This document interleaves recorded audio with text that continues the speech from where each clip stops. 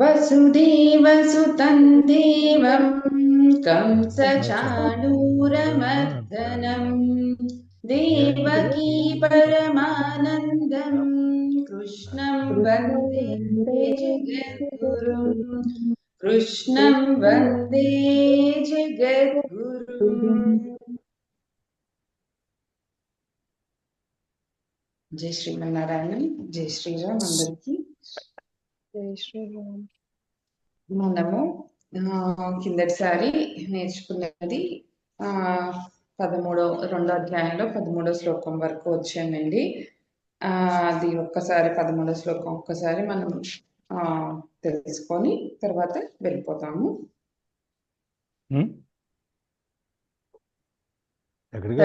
13వ శ్లోకం తెలుసుకొని ముందుకు వెళ్దాం అంటుంది సార్. చూద్దాం. వినపడలేదా సార్? వినపడుతుందా నా వాయిస్? వినిపిస్తుంది. వెళ్ళిపోదాం అంటే మళ్ళీ క్లాస్ ఉంది కదా. దేహినోస్మిన్ యథా దేహే కౌమారం యవ్వనం జరా తదా దేహాంతర ప్రాప్తిర్ధీరస్తత్ర న ముహ్యతి. ఇక్కడ మనము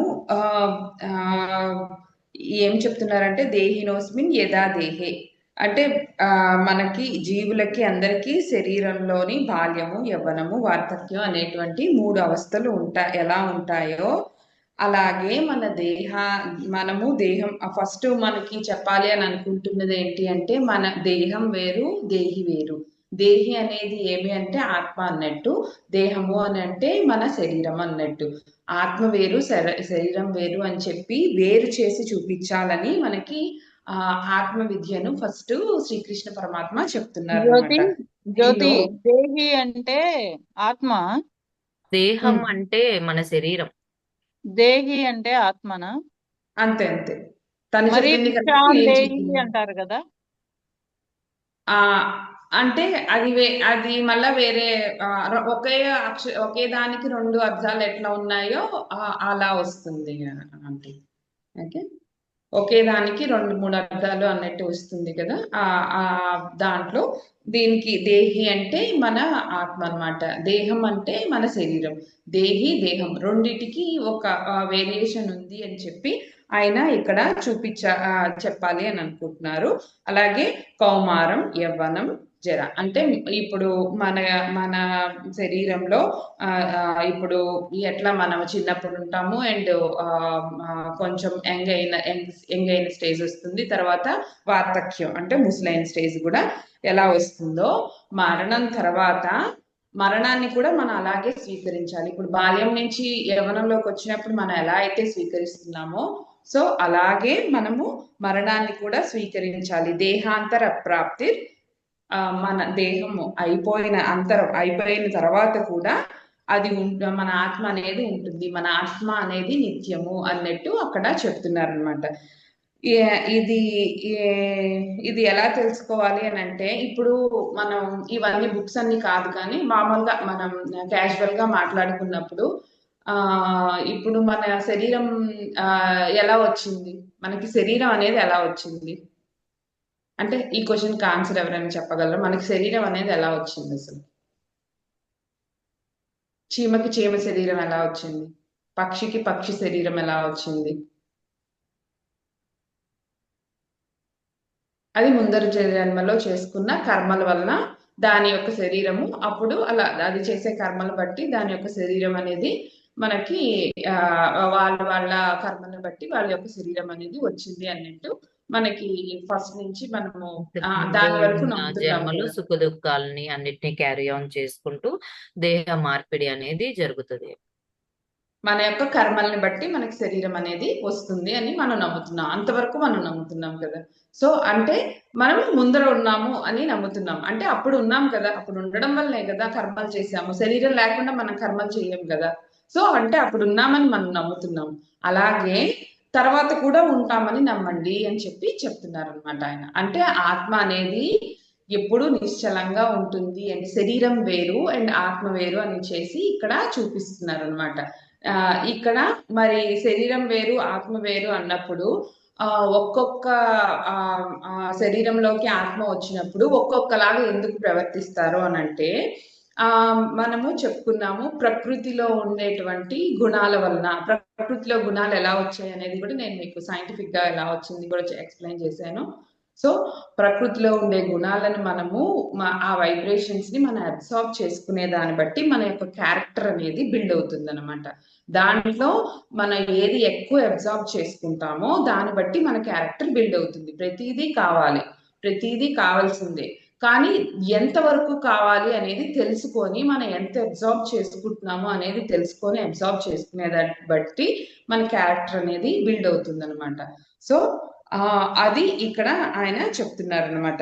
జీవునికి శరీరమందు బాల్యం, యవ్వనం, వార్ధక్యం అలాంటి అవస్థలు ఎలా ఉంటాయో అలాగే మరణ అనంతరం కూడా శరీరాన్ని మనము శరీరం ఉండదు కానీ నీ ఆత్మ అనేది ఉంటుంది అనే విషయాన్ని జ్ఞాని అనేవాడు తెలుసుకుంటాడు. దానివల్ల మోహం పొందడు. అంటే ఆయన ఈ వీళ్ళందరినీ చంపేస్తున్నాను, వీళ్ళందరూ ఉండరు అనే కదా చెప్తున్నారు.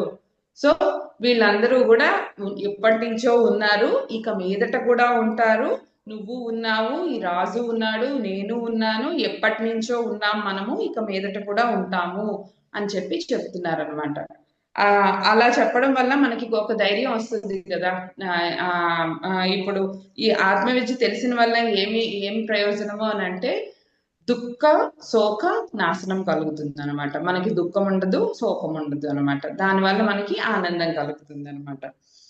సో ఇక్కడ బాల్యము, యవ్వనం, వార్ధక్యము, దేహాంతర ప్రాప్తి అని 4 అవస్థల గురించి కూడా ఆయన మనకి చెప్తున్నారు. ఇక్కడ ఇంకొక విషయం చెప్పుకోవాలి సైంటిఫిక్ గా అంటే ఇప్పుడు మనం ఎట్లా చిన్నప్పుడు ఈ జ్యోతిని ఎట్లా యాక్సెప్ట్ చేశారో, ఇప్పుడు యంగ్ గా ఉన్నప్పుడు జ్యోతిని ఎట్లా యాక్సెప్ట్ చేస్తున్నారో, అది మనకి ఎందుకు యాక్సెప్ట్ చేస్తున్నాం అంటే మన కళ్ళ ముందరే జరుగుతుంది కాబట్టి మనం యాక్సెప్ట్ చేయగలుగుతున్నాం అనమాట. సో ఇప్పుడు మన శరీరంలో ఉండే ప్రతి కణము కూడా 300 మాక్సిమం 90 డేస్ అండి. మాక్సిమం 90 డేస్ ప్రతి కణం కూడా మళ్ళా రీక్రియేట్ అవుతుంది. ప్రతిదీను ఈవెన్ మన స్కిన్ లో ఉండే కణం నుంచి మన ఏది మీరు ఏ పార్ట్ తీసుకున్నా కూడా దాని యొక్క టైం పీరియడ్ కొన్నిటికి 2 వీక్స్ ఉంటే, కొన్నిటికి 1 మంత్, కొన్నిటికి 2 మంత్స్, కొన్నిటికి 3 మంత్స్. మాక్సిమం లిమిట్ 90 డేస్ అనమాట. సో మనకి మీరు అబ్జర్వ్ చేస్తుంటే ఎప్పుడైనా ఈ వెయిట్ లాస్ కి ట్రై చేసే వాళ్ళకి కూడా వెయిట్ లాస్ కి ట్రై చేస్తారు కదా, వాళ్ళకి 90 డేస్ కోర్స్ ఇస్తారండి. మాక్సిమం 90 డేస్ కోర్సే ఇస్తారు అందరికి. ఎందుకంటే ప్రతి కణము కూడా రీక్రియేట్ అవుతుంది. సో అది రీక్రియేట్ అయినప్పుడు మన బాడీలో ఉండే ప్రతి కణము రీక్రియేట్ అయినప్పుడు ఫస్ట్ మనకి ఫ్యాట్ కంటెంట్ కణంలోకి వెళ్ళిపోయి అది లావుగా ఉబ్బుగా ఉంటుంది కదా, అది చనిపోయిన తర్వాత మళ్ళీ కొత్త కణం వచ్చినప్పుడు మనము కొలెస్ట్రాల్ కంటెంట్ ఇవ్వకుండా ప్రోటీన్ కంటెంట్ ఇస్తాం అనమాట. సో అది స్టేబుల్ గా ఉంటది అనమాట. సో 90 డేస్ అనేది అక్కడ మనకి ఇంపార్టెంట్. నేను ఈ పాయింట్ ఇక్కడ ఎందుకు చెప్తున్నానంటే ప్రతి దానికి కూడా ఒక టైం లిమిట్ అనేది ఉంది, కానీ ఆత్మకి లేదు, దేహానికి మాత్రం ఉంది. మన దేహంలో ఉండే ప్రతి కణానికి కూడా ఒక లిమిటేషన్స్ అనేది ఉన్నాయి, కొత్తగా రీక్రియేట్ అవుతుంది. సో అలాంటి దాని గురించి నువ్వు దుఃఖించద్దు అని చెప్పి భగవంతుడు మనకి ఇక్కడ చెప్తున్నాడు ఆత్మజ్ఞానం గురించి అనమాట.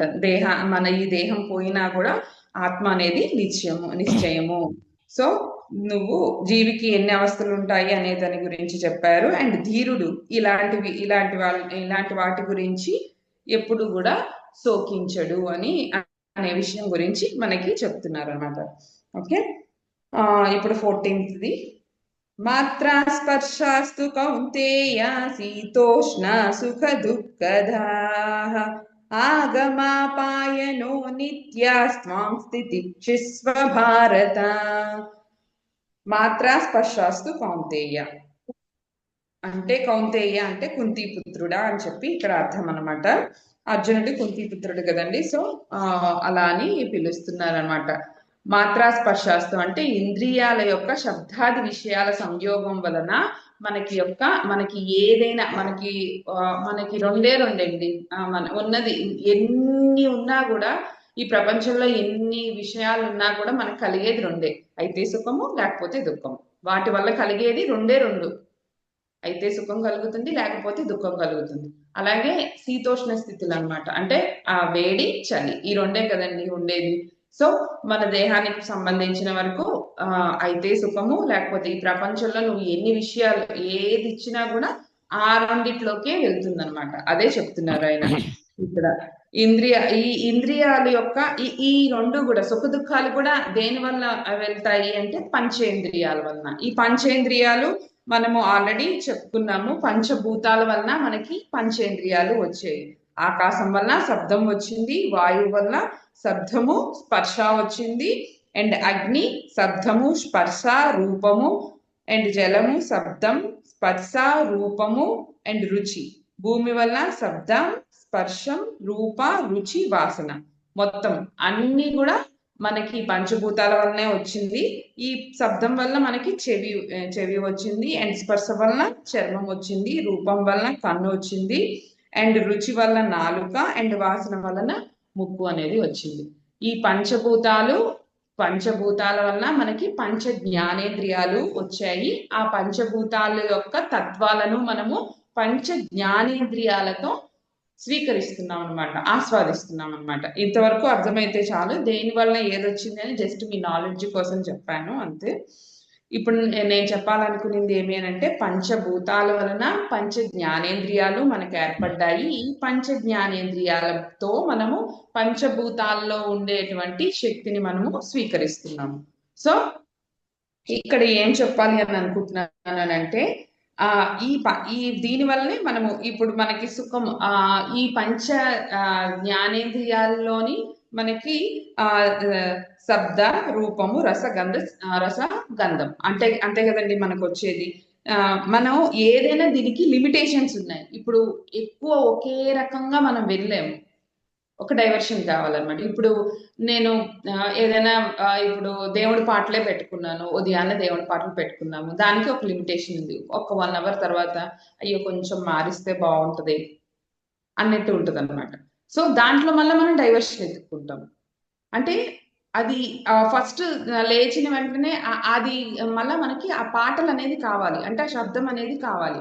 సో అక్కడ నేను ఏం చెప్పాలి అనుకుంటున్నానంటే, మీకు ఒకటే ఎక్కువసేపు మనం ఉండలేము. ఇప్పుడు టచ్ ఫీల్ అయినా కూడా ప్రతి దానికి ఒక లిమిటేషన్స్ ఉన్నాయన్నమాట. సో అలాగే నాలుక, అదే ఎంత కమ్మగా ఉన్నా ఎంత బాగున్నా కూడా దానికి ఒక లిమిటేషన్ ఉంది కదా. అది తిన్న అంతవరకే మనం తినగలం. స్వీట్ ఎంత మీకు ఇష్టమైనా 1 లడ్డు తింటారు, 2 లడ్డు తింటారు, 3వ లడ్డు మహా అయితే. ఇంకా చాలా ఎక్కువ అంటే 3వ లడ్డు, 4వది ఇస్తే వద్దురా బాబు అని అంటారు. సో ప్రతి దానికి ఒక లిమిటేషన్ అనేది ఉంది.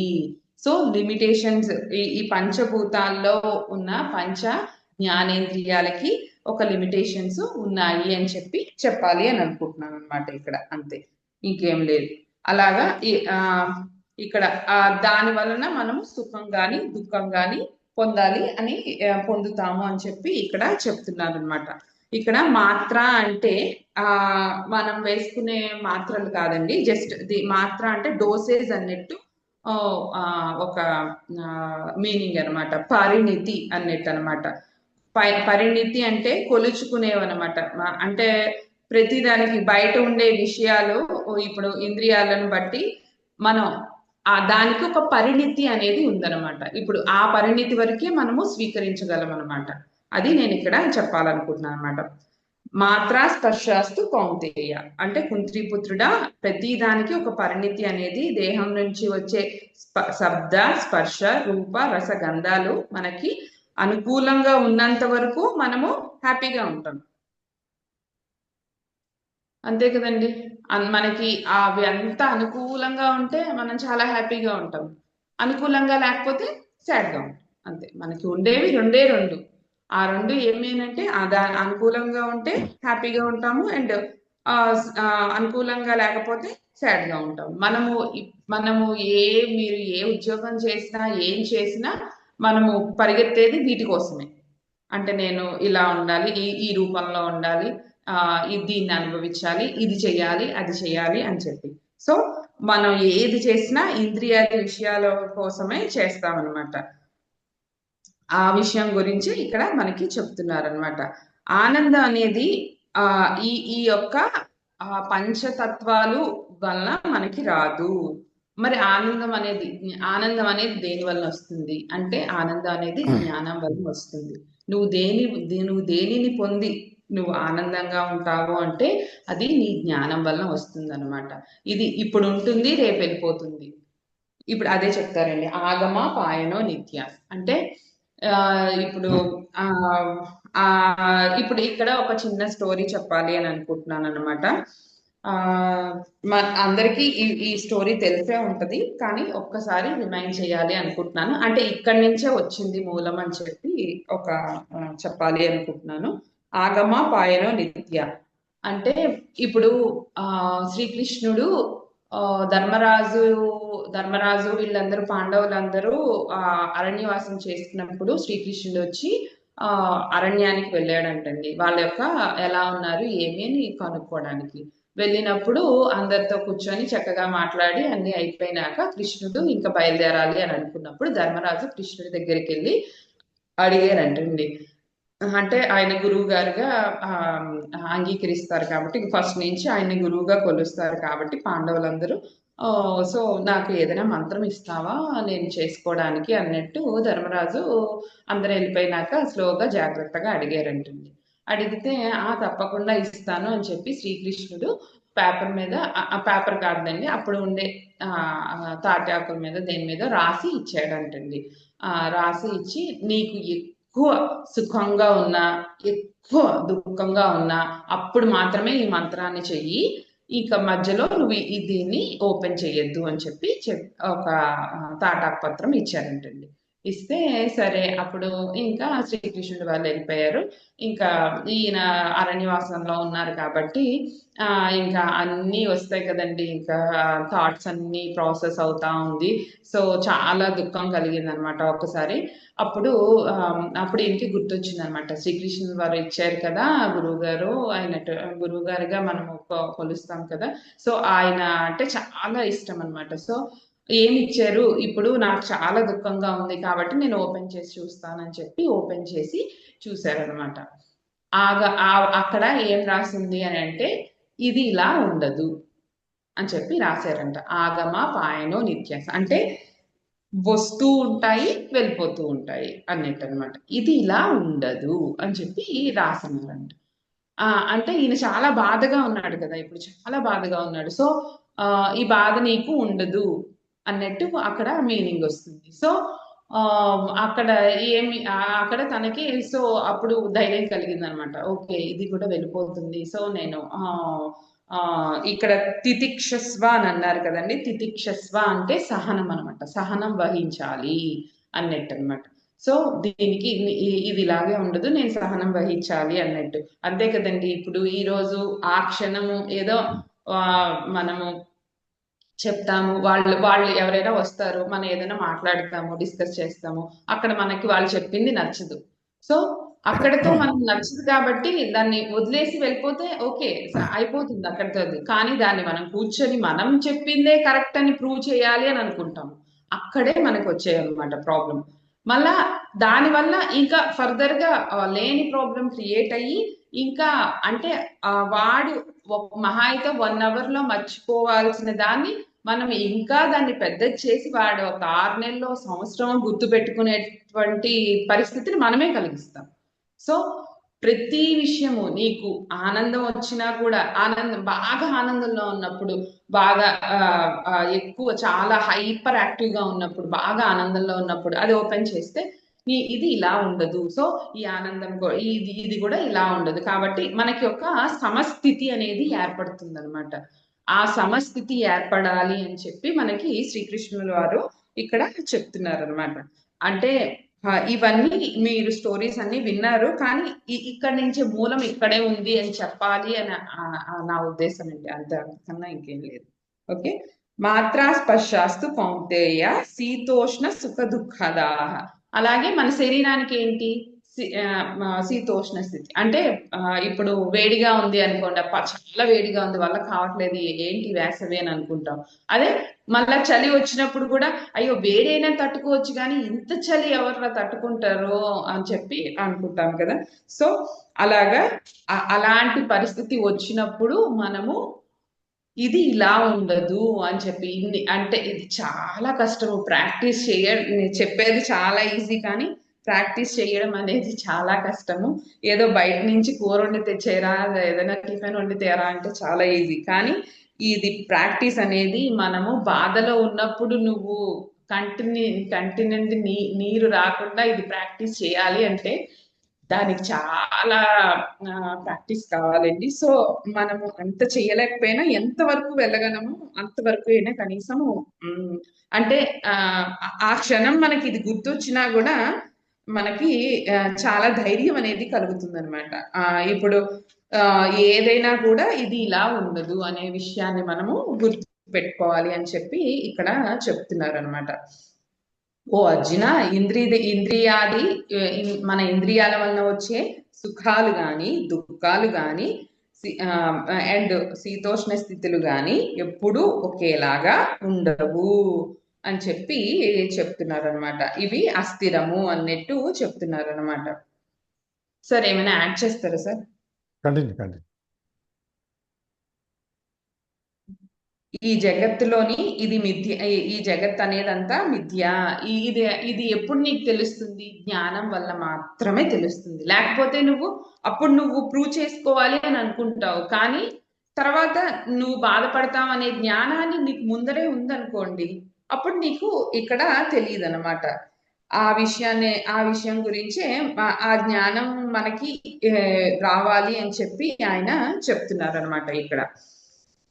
అండ్ ఈ ఆనందం మనము ఎప్పుడు దీనిలోనే ఎత్తుక్కోకూడదు. అండ్ ఆత్మ స్వరూపం గురించి, మన ఆత్మ యొక్క ఈ అంటే ఎప్పుడు ఆనందంగా ఉంటాము అనేది, ఆత్మ ఎప్పుడు ఆనందంగా ఉంటది, మన ఆత్మ యొక్క సహజ స్థితి ఏంటి అనేది కూడా మనకి ఇక్కడ చెప్తున్నారు అనమాట.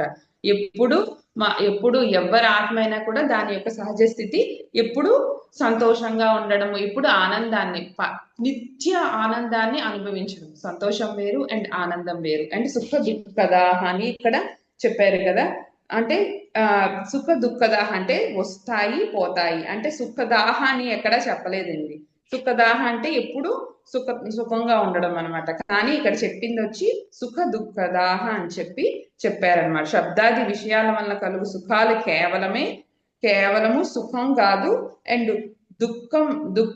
దుఃఖమీశ్రుత సుఖం అంటే కేవలం సుఖం అయినచో మరలా దుఃఖం ఎలా వస్తుంది? అది ఒట్టి సుఖమే అనుకోండి, మళ్ళా దుఃఖం రాదు కదా. సో ఆ విధంగా ఆయన ఇక్కడ ఎక్స్ప్లెయిన్ చేయాలి అని చూస్తున్నారు అనమాట. సుఖము కలుగజేసే వెనువెంటనే మళ్ళా అపరిమితమైనటువంటి అది లేదు అనగానే మనకు దుఃఖం వచ్చేస్తుంది. సో నేను ఇక్కడ ఒక చిన్న స్టోరీ చెప్పాలనుకుంటున్నాను. ఏమి అని అంటే ఒక వ్యాపారి ఉన్నాడు, ఆయనకి ఇద్దరు కొడుకులు అనమాట. సో ఇద్దరు కొడుకులు ఉన్నారు, వ్యాపారి ఉన్నారు, వాళ్ళు చాలా హ్యాపీగా ఉన్నారు. ఇక్కడ ఒక ఇల్లు ఆయన కావాలని మంచిగా కట్టించుకున్నాడు అనమాట. ఆ ఇల్లుని కొనడానికి ఇంకొకరు వచ్చారు. సో ఇంకొకరు వస్తే లేదు నేను చాలా ఇష్టంగా కట్టించుకున్నాను, ఇల్లు నేను ఇవ్వను అని చెప్పి చెప్తాడు. లేదు, మీరు కట్టించడానికి, మీరు ఇది చేయడానికి 1 crore అయింది, నేను 2 crores ఇస్తాను, ఇచ్చేసేయండి, నాకు బాగా నచ్చింది, సో నేను 2 crores ఇస్తాను, ఇచ్చేసేయండి అని చెప్పి అడిగాడు అనమాట. అడిగితే కూడా నేను ఇవ్వనని చెప్పేశారు, వెళ్ళిపోయారు అనమాట. సో ఆ మరుసటి రోజు రాత్రి ఏం జరిగింది అంటే ఆ ఇల్లు తగలబడిపోయింది.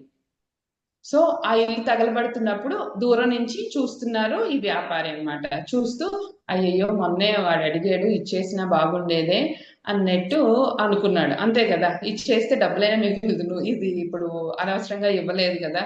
సో అనవసరంగా అంత కంగాలైపోయింది. అప్పుడు ఆయనకి బాధ కలిగింది. ఓకే, ఆయనకి అప్పుడు బాధ కలిగింది కదా. అప్పుడు పెద్ద కొడుకు వచ్చాడు. పెద్ద కొడుకు వచ్చి, నాన్న నువ్వు ఇవ్వనని చెప్పేసావు, కానీ నేను నిన్ను ఎలాగైనా ఒప్పించవచ్చు అని చెప్పి నేను ఆ వ్యాపారితో మాట్లాడి నేను అమ్మేశాను ఇల్లు అని అన్నాడు. అప్పుడు వాడికి సుఖం కలిగింది వెంటనే. అదే క్షణము, అదే సిచ్యువేషన్. సిచ్యువేషన్ ఏం మారలేదు అక్కడ. సిచ్యువేషన్ అలాగే ఉంది. అక్కడ ఇల్లు కాలుతానే ఉంది, ఇక్కడ మనుషులు చూస్తానే ఉన్నారు. సిచ్యువేషన్ అలాగే ఉంది. ఇది నాది అని అనుకున్న వెంటనే నీకు దుఃఖం కలిగింది. నేను ఇచ్చేసాను, నేను అమ్మేశాను, 2 crores కి నేను అమ్మేశాను, ఆల్రెడీ అడ్వాన్స్ కూడా ఇచ్చేశారు అని అనగానే అక్కడ సుఖం కలిగింది. అప్పుడు వచ్చి చిన్న కొడుకు వస్తాడన్నమాట. చిన్న కొడుకు వచ్చి, అదేంటి నాన్న నువ్వు అలా నమ్ముతావు, ఎలా అయినా నువ్వు సంతకం పెట్టకుండా అమ్మకం ఎలా అవుతుంది, నువ్వు సంతకం పెట్టలేదు కదా అన్నట్టు చెప్పాడనమాట. చెప్తే అప్పుడు మళ్ళీ దుఃఖం కలిగింది. అంతే కదా, మళ్ళీ నాదైపోయింది అది. సో ఇక్కడ నేను చెప్పాలనుకున్నది ఏమి అని అంటే, సుఖం దుఃఖం అనే సిచ్యువేషన్ ఒకటే ఉంటది. నువ్వు సిచ్యువేషన్ అనేది ఒకటే ఉంటుంది. నువ్వు తీసుకునే తత్వం బట్టి అది సుఖమా దుఃఖమా అనేది కలుగుతుంది. అది నేను ఇక్కడ చెప్పాలనుకున్న ఒకే ఒక పాయింట్ అదనమాట. సో ఇప్పుడు మళ్ళా ఆ పెద్దవాడు వస్తాడు. పెద్దవాడు వచ్చి, ఆయన చాలా మాట మీద ఉండే మనిషి, ఆల్రెడీ నాకు అడ్వాన్స్ కూడా ఇచ్చేసాడు, సో అయిపోయింది, రిజిస్ట్రేషన్ ఒక్కటే పెండింగ్, అలా అంతా చెయ్యడు అని చెప్పేసరికి మళ్ళీ ఆయనకి సుఖం కలిగింది. అంటే సుఖము దుఃఖము అనేది మనము అక్కడ ఉండే సిచ్యువేషన్ బట్టి, యాక్సెప్టెన్సీ బట్టి మనకి మారిపోతూ ఉంటుంది. సో నువ్వు ఎప్పుడు కూడా ఆనందంగా ఉండాలి అనే విషయాన్ని గురించి ఇక్కడ ఆయన చెప్పాలి అని మనకి ప్రయత్నిస్తున్నారు అన్నమాట. ఓకే, ఇక్కడ ఆగమ పాయనో నిత్యాస, ఇది మనము చాలా చాలా ఇవన్నీ ఏదో ఆత్మజ్ఞానము లేకపోతే తర్వాత చదువుకోవచ్చు ముసలైపోయినాక అన్నట్టు కాదండి. ఇవన్నీ ఇది మనకి జీవితంలో చాలా ఉపయోగపడుతుంది అనమాట. ఏ కష్టం వచ్చినా ఏ సుఖం వచ్చినా సరే అది నిత్యంగా ఉండదు. సో ఆ జ్ఞానంతో మనం అనుభవిస్తే గనక ఏదైనా కూడా నేను అనుభవించద్దు అని చెప్పలేదు ఆయన, అనుభవించు. ఆ జ్ఞానం ఉన్నది నీకు మనసులో, అది అనేది అవేర్నెస్ ఉందన్నమాట. సో నీకు ఆ అవేర్నెస్ తో నువ్వు అనుభవించినప్పుడు నీకు ఎక్కువ నువ్వు దాంట్లోని డెప్త్ గా డీప్ గా వెళ్ళిపోవడం కానీ, మళ్ళా అది ఇప్పుడు ఈవెన్ మమకారం కూడా అంతే కదండి. మనం ఒకరిని ఎంతో ప్రేమిస్తాం, చాలా ప్రేమిస్తాం. సో వాళ్ళ అంటే నువ్వు ఆనందంగా ఉండడం అనేది వాళ్ళ మీద డిపెండ్ అయ్యి ఉండకూడదు. నీ ఆనందం ఎప్పుడు నీ చేతిలోనే ఉండాలి, నీ టైం ఎప్పుడు నీ చేతిలోనే ఉండాలి. నీ ఆనందం ఎప్పుడు వాళ్ళు చేసే పనుల మీద డిపెండ్ అయ్యి ఉండకూడదు అని చెప్పి, అంటే ఈ ఒక్క వర్డ్ లో మన జీవితాన్ని మనకి ఎట్లా జీవించాలి అనేది తెలుసుకోవాలి అంటే భగవద్గీత అనేది చదివితే మనకి అంత జ్ఞానం అనేది వస్తుంది అనమాట. సో నీ ఆనందం ఎప్పుడు నీలోనే వెతుక్కో, నువ్వు బయట ఎత్తక్క అని చెప్పి చెప్తారనమాట. దీంట్లో మనము తీసుకోవాల్సిన విషయం అన్నమాట. అంటే ఎప్పుడు నువ్వు త్వాం స్థితిక్షస్వ అంటే ఇక్కడ దీని గురించి కూడా మనం మాట్లాడుకోవాలండి. ఎప్పుడు కూడా నువ్వు స్థితిక్షస్వ అంటే సహనాన్ని కలిగి ఉండు. ఈ సుఖాలు దుఃఖాలు వస్తాయి పోతాయి, అండ్ ఏ ఆనందాలు అనేది ఈ శబ్దాది విషయాల వలన వస్తూ ఉంటాయి పోతూ ఉంటాయి, అండ్ వేడి అనేది వస్తూ ఉంటుంది పోతూ ఉంటుంది, ఇవన్నీ ఉంటాయి. కానీ నువ్వు అవేర్నెస్ తో ఉండు, అండ్ తితిక్షస్వ అంటే ఓర్పుని కలిగి ఉండు అని చెప్పి మనకి ఇక్కడ చెప్తున్నారనమాట. అంటే ఇక్కడ మనం ఇంకొక విషయాన్ని గురించి తెలుసుకోవాల్సింది ఏమంటే, సమత్వం యోగ ఉచ్యతే. సమత్వం, ఎప్పుడు నువ్వు సమత్వంలో ఉండు అని చెప్పి చెప్తున్నారనమాట. సార్ ఏమైనా యాడ్ చేస్తారా సార్? ఇందులో సుఖ దుఃఖాలు అనేది మన మానసిక స్థితిని బట్టి ఉంటాయి. మనం ఏదైనా నాది అనుకున్నప్పుడే ఈ పోయిందా ఉన్నదా అనేవన్నీ వస్తాయి. నాదే అనుకోకుండా ఇది ఇచ్చింది దేవుడు ఇచ్చాడు, మరి దేవుడు తీసుకెళ్ళిపోతాడు, నాకు ఎలా వచ్చింది అలాగే వెళ్ళిపోతుంది, నిన్న ఒకళ్ళది రేవాళ్ళ నాది రేపు ఇంకొకళ్ళది. మనం ఆస్తులు ఉన్నాయనుకోండి, నిన్న మా నాన్నగారు, అంతకుముందు మా తాతగారు, ఇవాళ నేను, నా తర్వాత నా పిల్లలు, ఇవన్నీ మారుతూ ఉంటుంది. మనకు ఎక్కడ ఏది శాశ్వతంగా ఉండదు. ఆ స్థితి అనేది అక్కడ ఉంటుంది, అంతేగాని మనం దాన్ని ఫీల్ అవటం అనేది మనం వచ్చిపోతూ ఉంటుంది. అందుకనే ఆయన ఒక కవి పండితుడు ఒక రాజుగారి దగ్గరికి వస్తాడు. వచ్చి ఆయన అంతా వాళ్ళ మాటలన్నీ అయిన తర్వాత రాజుగారు చెప్తాడనమాట, మా కోటలోనే ఉండండి, అంతఃపురంలో మీకు మంచి గది అది నీకు అది ఇస్తాము అని చెప్పంటే ఈ సత్రంలో నేను ఉండను అంటాడు ఆయన. రాజుగారి కోపం వస్తుంది, సత్రం ఏంటి ఇది అని చెప్పి. అంతఃపురం కదా, రాజుగారి మేడ కదా అంతా అది. అవునయ్యా, నీ ముందు మీ తాత ఉన్నాడు, మీ నాన్న ఉన్నాడు, నువ్వు ఉన్నావు, రేపు నీ కొడుకు ఉంటాడు, నీ మనవడు ఉంటాడు, మీరంతా వెళ్ళిపోతుంటే సత్రంలో కదా మరి ఇదంతా. మీరు పూర్తిగా నీతో పాటు పోయేదో నీతో పాటు వచ్చిందో కాదు ఇది, అందుకని చెప్పి ఇది సత్రం లాంటిదే అని చెప్పి చెప్తాడు. అందుకని ఏదైనా కూడా మనం సమస్థితి, కష్టాన్ని, సుఖాన్ని, ఉష్ణాన్ని, వేడిని, చలిని అన్నీ మనం సమానంగా తీసుకోగలిగినటువంటి మనస్తత్వాన్ని మనం పెంపొందించుకోవాలి అనేది ఇక్కడ కొంచెం సూక్ష్మంగా చెప్పాలి. అంటే ఇవన్నీ వచ్చిపోతుంటాయి, ఏది శాశ్వతం కాదు, కష్టము శాశ్వతం కాదు, సుఖము శాశ్వతం కాదు. వాళ్ళకు ఎర్లీ ఏజ్లో కష్టపడి పైకి వచ్చిన వాళ్ళు లేట్ ఏజ్లో సుఖపడతారు, మొదట్లో సుఖపడిన వాళ్ళు లేట్లో తర్వాత వయసు వచ్చినప్పుడు కష్టపడతారు. ఇవన్నీ ఆ చక్రం అన్నమాట. అది సుఖ దుఃఖాలు అనేది చక్రం, అట్లా తిరుగుతూ ఉంటాయి. కాబట్టి దేని మీద మనము ఇది పర్మనెంట్ శాశ్వతంగా ఉంటుంది అని చెప్పి మనం ఏది తీసుకోకూడదు, అది వచ్చిపోతూ ఉంటాయి. కాబట్టి నువ్వు ఎట్లాంటి స్థితి నీకు తెలిసినప్పుడు, ఓ కుంతిపుత్రుడా, నువ్వు బాధపడుతున్నావు దీని గురించి అని చెప్పి ఈ శ్లోకం, ఈ 11 నుంచి వచ్చే శ్లోకాలు అన్నీ కూడా కొంచెం పెద్దగా ఉంటాయి అన్నమాట. దాని మీద ఎందుకంటే మనకి అర్జునుడిని ప్రిపేర్ చేస్తున్నట్టు మనకు కూడా ప్రిపేర్ చేస్తూ ఉన్నారు. మనం ఏ విధంగా ఉండాలి అనేది మన మానసిక స్థితిని కూడా మార్చుకుంటూ వస్తాం. దీని తర్వాత మిగిలినన్ని తేలిక ఉండొచ్చు కోసం చూద్దాం. జ్యోతి అంతేనా? ఎప్పటికప్పుడు నేను కూడా అలాగే అనుకుంటున్నాను సార్. ఇంకా పెద్ద అంటే ఫస్ట్ది తొందరగా అయిపోద్ది అని అనుకున్నాను, అట్లే రివర్స్ అయింది. So no expectations, no commitments, ఎలా అయితే అలాగా ఫ్లోలో ఫాలో అయిపోవడం. ఎలా వచ్చింది అలా తీసుకెళ్ళిపోతాం అంతే. ఓకే, ఇక్కడ తితిక్షస్వ అంటే సహనం వలన కలిగి సహనాన్ని కలిగి ఉండు. సుఖ దుఃఖాల్లో కలిగిన మార్పు వలన నువ్వంటే ఎవరు అనేది తెలియబడదు. సో దానికి, ఆ మార్పులకి నువ్వు లోనైపోకుండా సహనాన్ని కలిగి ఉండు అని చెప్పి చెప్తున్నారు. అండ్ నీ సహజ స్వభావాన్ని కలిగి ఉండు, సమత్వం యోగ ఉచ్యతే. ఇది ఒక మంత్రం లాగా, ఇది మొత్తం జీవితానికి ఇది ఒక్క మంత్రం కూడా సరిపోతుందండి. కరెక్ట్ గా మనం ప్రాక్టీస్ చేస్తే కనుక మన మొత్తం జీవితానికి ఇది ఒక్క మంత్రం చాలు. సో అలాంటివి మనకి చెప్తూ ఉన్నారనమాట. సుఖం వచ్చినప్పుడు, సంతోషం వచ్చినప్పుడు ఎగిరిపడి, కష్టం వచ్చినప్పుడు కుంగిపోయి ఇవన్నీ ఉండక్కర్లేదు. నువ్వు సమానంగా ఉండరు, రెండింటినీ సమానంగా తీసుకో. అప్పుడు దానివల్ల ఫలితం ఏదన్నా కూడా మనకి ఇబ్బందికరంగా ఉండదు. అప్పుడు ఎగిరిపడలేదు, ఇప్పుడు కుంగిపోలేదు, కాబట్టి మనకు అప్పుడు ఇప్పుడు సమానంగానే తీసుకోగలుగుతాం, సమానంగానే వెళ్తుంది. అది చెప్పడానికి బాగానే ఉంటుంది, సమానంగా తీసుకోమని, కానీ జరగదు. కష్టం రాగానే ఈ కాలికి ఏలుకు చిన్న దెబ్బ తగిలితే నాకేందుకు తగిలిందనే లెవెల్లో మాట్లాడుతాం. అదే ఏదైనా మంచి జరిగితే సంతోషం, మంచిగా యాక్చువల్గా మన సంతోషకరమైన జరిగితే ఆహా నేను కాబట్టి అని చెప్పని అంటాం. ఇవన్నీ అప్పుడు మాత్రం నేను కాబట్టి వచ్చింది, నేను ఇంత మంచిదాన్ని కాబట్టి నాకు వచ్చింది. అదే దుఃఖం వచ్చినప్పుడు మాత్రం నాకే ఎందుకు అవుతుంది, వాళ్ళకి ఎందుకు అవ్వదు, అప్పుడు మాత్రం వాటాలేస్తాం అనమాట. నీకు వచ్చినప్పుడు, సంతోషం వచ్చినప్పుడు దేవుడు నాకే ఎందుకు ఇచ్చాడు అని అడగలేదుగా నువ్వు. అప్పుడు అడగనప్పుడు, కష్టం వచ్చినప్పుడు దేవుడు నాకే ఎందుకు ఇచ్చాడని ఎందుకు అడుగుతావు? రెండు అడగకూడదు. చెప్పండి మనోదర్ గారు. మనకి ఈ నాలెడ్జ్ లేక ముందు ఆలోచనకి మొత్తం ఈ నాలెడ్జ్ తర్వాత ఉంటుంది సార్ డిఫరెన్స్ తప్పకుండా. అసలు ఏం తెలియనప్పుడు ఆలోచనలు వేరుంటాయి. ఇప్పుడు అంత కాకపోయినా మనము వెంటనే కాకపోయినా కొంచెం ఆలోచిస్తాము, మళ్ళీ ఒక నిర్ణయానికి వస్తాము. ముందు ఏం తెలియనప్పుడు ఆలోచనకి ఇప్పటికి చాలా తేడా ఉంటుంది సార్.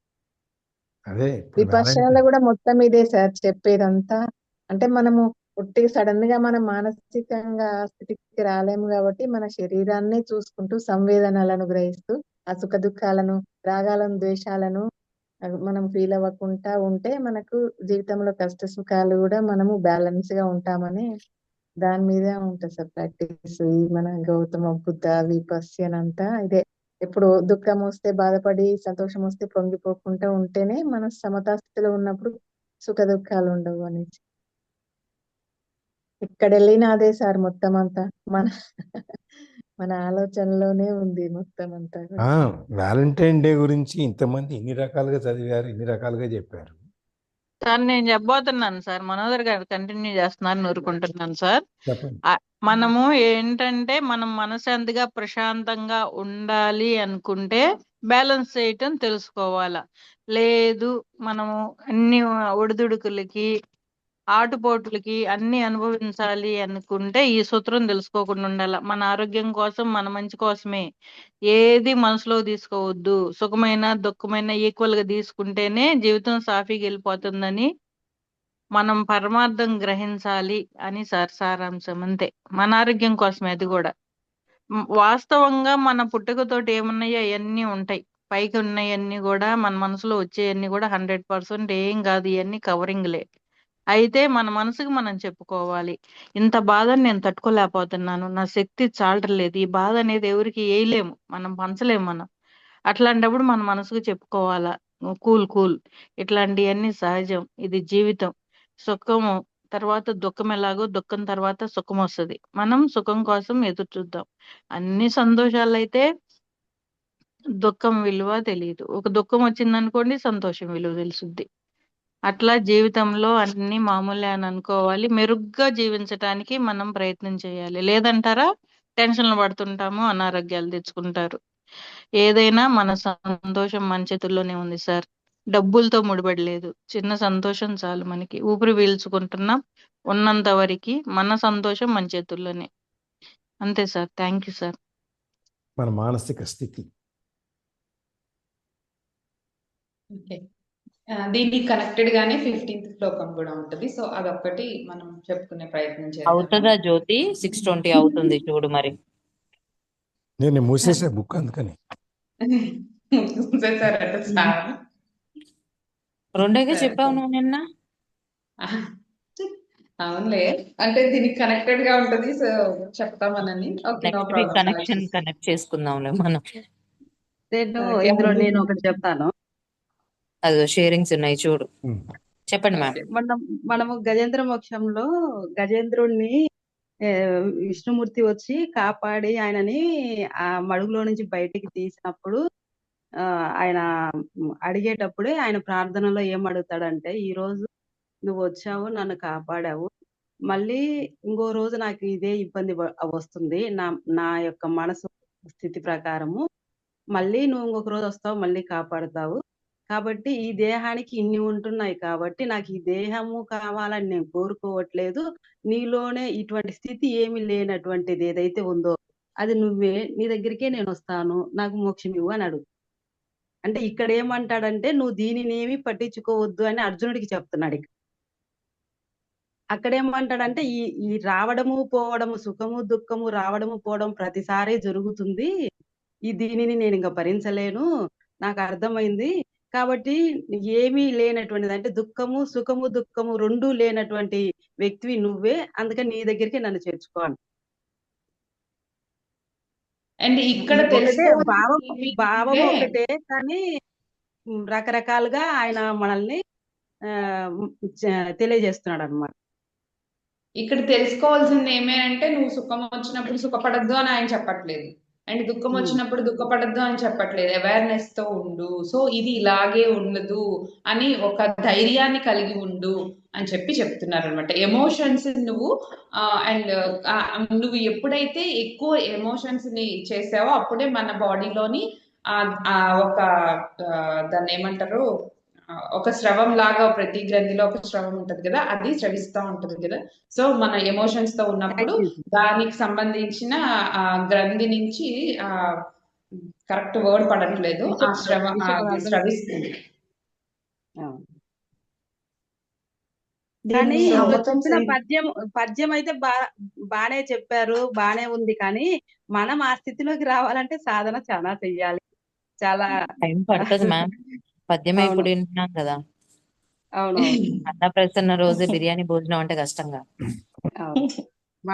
మనం ఆ సాధనలోకి రావాలంటే చాలా అంటే ఇప్పుడు ఇది విన్నందువలనైనా మనము ఈసారి దుఃఖం వచ్చినప్పుడు ఇదేం కాదులే, మొన్నే కదా విన్నాము జ్యోతి మేడం చెప్పిన రోజు, ఇది ఇలా ఉండదులే, మళ్ళీ మనకు వస్తుంది మంచిది అన్నట్టుగా అన్న సావిత్రి గుర్తు తెచ్చుకుంటాం. సావిత్రి గారు చాలా వరకు మనం అదే పొజిషన్ లో ఉండాము. ఇక్కడి వరకు వచ్చామంటే జీవిత ప్రయాణాల్లో ఇవన్నీ నెట్టుకునే వచ్చాం మనం.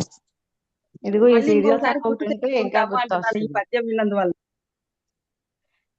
ఒరే ఆంజనేయులు తెగ ఆయాస పడిపోకు చాలు, మనం ఎదుతున్నాం ఒక చెంచాడు భవసాగరాలు, కరెంటు రెంటు ఎక్స్ట్రా మన కష్టాలు, కర్రీలో కారం ఎక్కువ అయితే కన్నీళ్ళు, నైట్ అంతా దోమలతో ఫైటింగ్ మనకి గ్లోబల్ వార్, భారీగా ఫీల్ అయ్యే టెన్షన్ లేం పడకు గోలీ మార్. ఇది అమృతం అమృతం సీరియల్ కదా అక్క. అమృతం సీరియల్ సాంగ్ కూడా వచ్చేసింది జ్యోతి ఇదివరకు ఎగ్జాంపుల్. ఒకప్పుడు మరి మనకు రాని ఉంది, అన్ని వచ్చేస్తాయి మన గ్రూప్ లో. అదిగోండి సార్, సత్య మాట్లాడలేదన్నారుగా, మాట్లాడింది.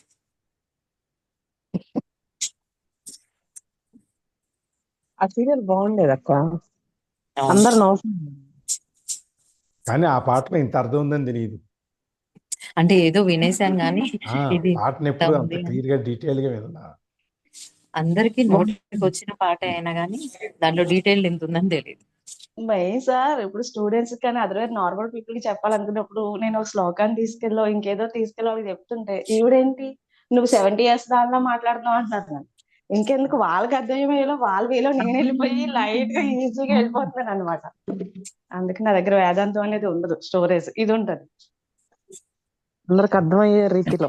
అది ఏదైనా అవతల వ్యక్తికి మనం చెప్పదలుచుకుంది అర్థమైతే చాలు.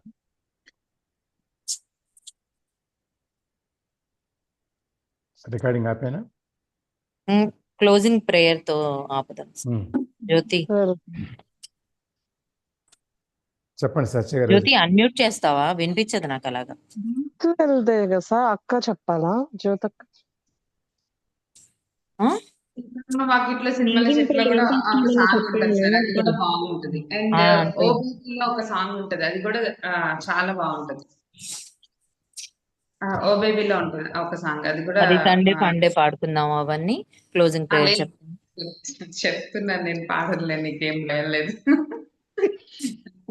అంటే మళ్ళీ గాడ్స్ కూడా దేవం కంసచాణూరమర్దనం దేవకీ పరమానందం కృష్ణం వందే జగద్గురుం కృష్ణం వందే జగద్గురుం సర్వం శ్రీకృష్ణార్పణమస్తు. యోగేశం చదవాలి మళ్ళీ, అదే వసుదేవం చదివావేంటి జ్యోతి? అవును, యోగేశం చదవాలి. సో నేను ప్రాబ్లం లేదు, పర్వాలేదు. మనోదర్ గారు